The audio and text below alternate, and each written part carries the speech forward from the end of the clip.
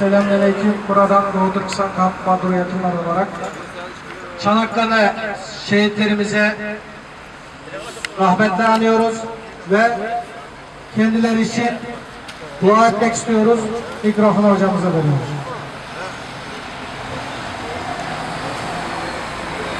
Allahümme amin. Bismillahirrahmanirrahim. Elhamdülillahi Rabbil alemin.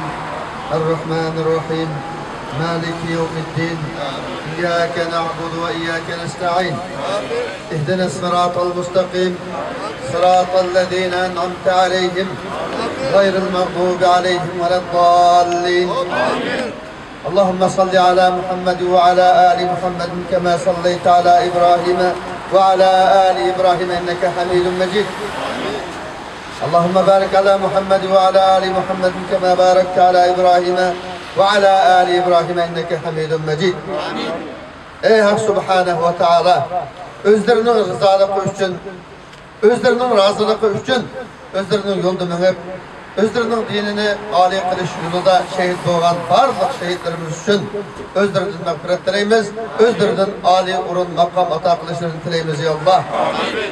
Çanakkale uruşunun ibaret hayat mamatlık güreşte şehit doğan Şarkı Türkistan'dan her sefirge menip Türkiye'ye kelgende her faaliyeti bilen bu yerdeki Müslüman ve gayrimüslim oturusundaki İslam'ın izzetini qoğdaştan ibaret cihat koşuluşunun ki kayısının abzal ikenligi hakkında izlenip meseleleşkenden kin bu cihatqa qatnashishni tanlab, cihatqa qatnashib şehit doğan, Uyghur şehitlerini öz içine algan, barlıq Çanakkale'de şehit doğan barlıq şehitlerimiz üçün cennet-ül firdevs dileyimiz ya Allah.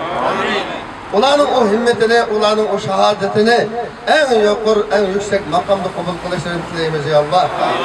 Bizlerge hem şunu nisp etişlerini dileyimiz ya Allah. Çanakkale'deki okşaş, Şarkı Türkistan'daki ve başka yerlerdeki halkalık uruşlarda, cihatlarda, inkılaplarda şehit olan barlıq şehitlerimiz için özlerinden ecir dileyimiz ya Allah. Özlerinin razılıklarını dileyimiz ya Allah.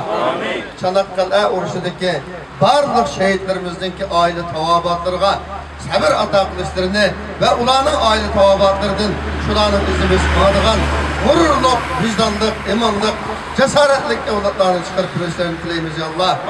Şula koğuşa şehitlerin izlerinin üçep gitmeskin dileyimiz ya Allah.